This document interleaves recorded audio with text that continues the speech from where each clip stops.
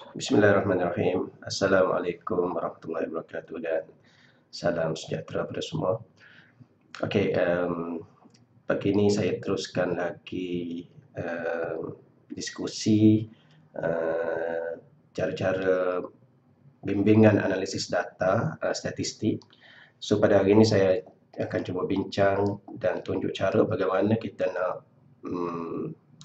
melakukan analisis regresi linear pelbagai. Dalam bahasa Inggeris kita panggil multiple linear regression. Okey. Sebagai contoh, okey, kita ada satu model hipotesis. Okey, kerangka konseptual kajian.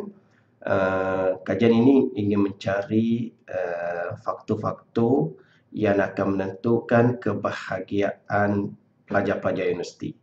So daripada teori dan juga daripada literature, kita mencadangkan, kita hipotesiskan ada beberapa faktor yang akan menyumbang kepada kebahagiaan. Contohnya persahabatan, keuangan, kemudahan, pembelajaran, penghargaan dan personality.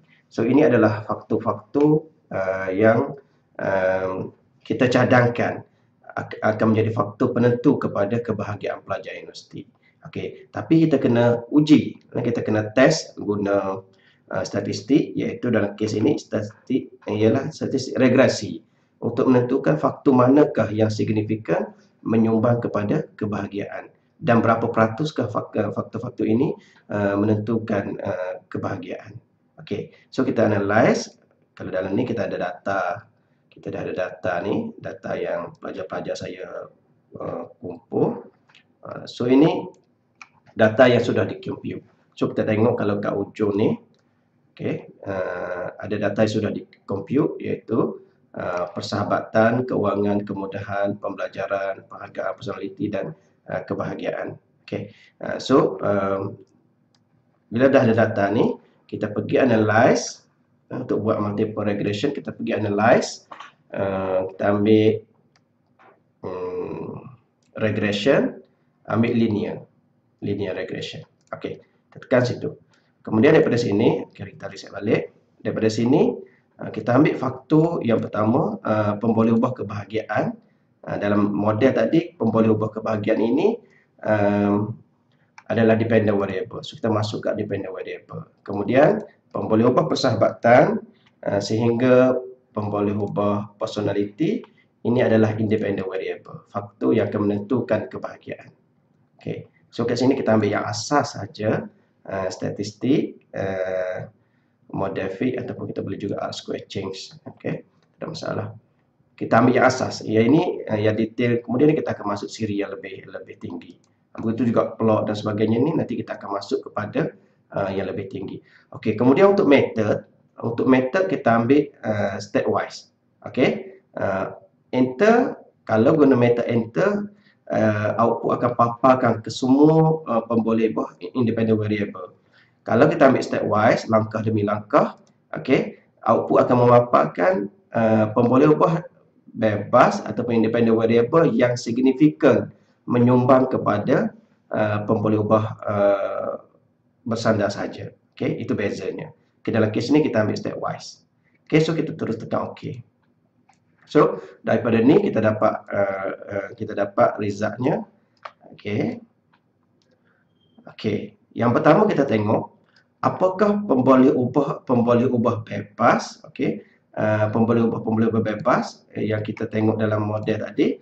Okey, antara persahabatan, keuangan, kemudahan, pembelajaran, penghargaan dan personality, pemboleh ubah manakah yang signifikan menyumbang kepada kebahagiaan. Okey, so daripada sini, okey, kita dapati bahawa daripada 6 pemboleh ubah tersebut, hanya 2 pemboleh ubah sahaja, iaitu pembelajaran dan juga penghargaan yang menyumbang kepada kebahagiaan. Okey, so daripada sini kita dapat pasti pembelajaran menyumbang 37.7% kepada kebahagiaan. Apabila digabungkan antara pembelajaran dan penghargaan, menyumbang 47.0% kepada kebahagiaan. Okey, semua jadual ini kita copy dan kita pindah kepada kita pindah kepada untuk kita melapu nanti. Okey. Right.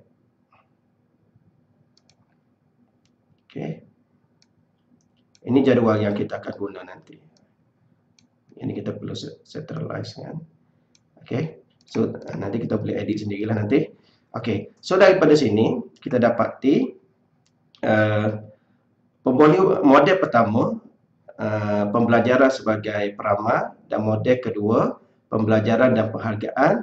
Kedua-dua ini menyumbang. Okey. So daripada ini kita boleh kata pemboleh ubah, right? Pemboleh ubah pembelajaran dan penghargaan menyumbang ataupun mempengaruhi, kita boleh kata juga 47% kebahagiaan. Okey. Ini yang kita rumuskan daripada jadual ini. Okey. Kemudian selain pada itu, kita tengok satu lagi output yang kita nak lapor dalam dapatan nanti.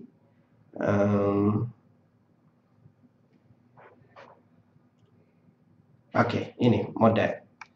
Okey, model.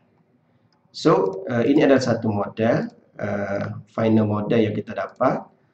Okey, kita letak kat sini. Okey. Kat sini. Okey.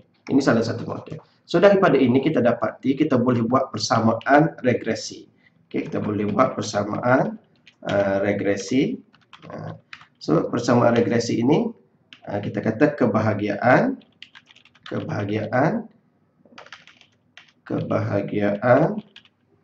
okey, Y sama dengan, okey, kita ambil nilai constant ni, okey, nilai constant, copy,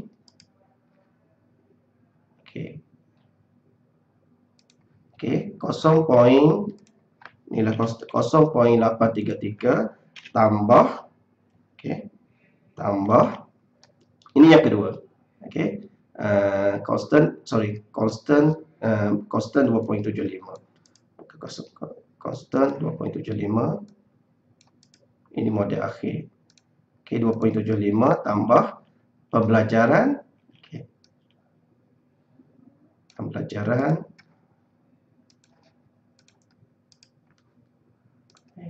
okey, 0.540 X1, okey, okey, tambah yang ini,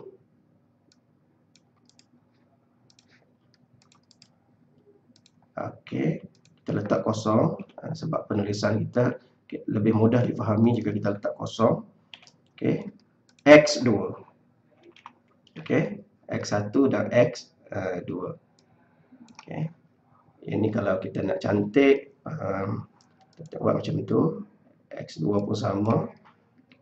Okey, so ini X1 ialah X1 ni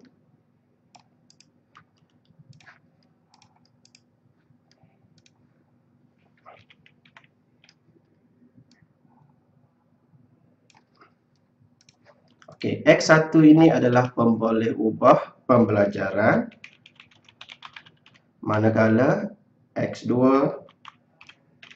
sama pemboleh ubah penghargaan.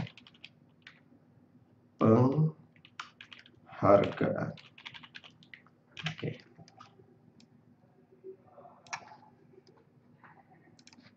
Okey. Untuk lebih jelas kita tengok bahasa Inggeris, Melayu.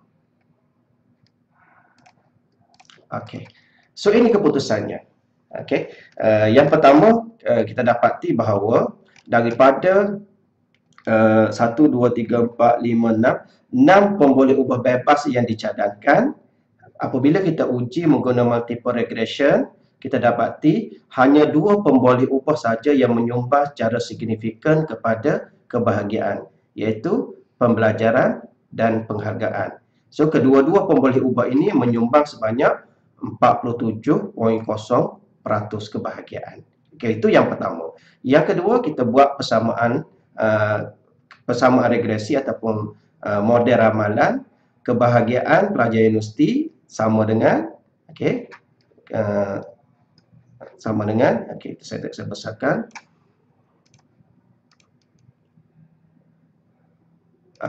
So ini model ramalan kita, kebahagiaan pelajar universiti sama dengan 0.275 tambah 0.540 X1, darab X1. X1 ialah pembelajaran. Manakala dan tambah 0.405 X2. X2 ialah penghargaan. So bila kita dapat skor kepada pembelajaran atau penghargaan, kita boleh meramal kebahagiaan. Ini maksudnya model ramalan daripada multiple regresi yang kita lakukan.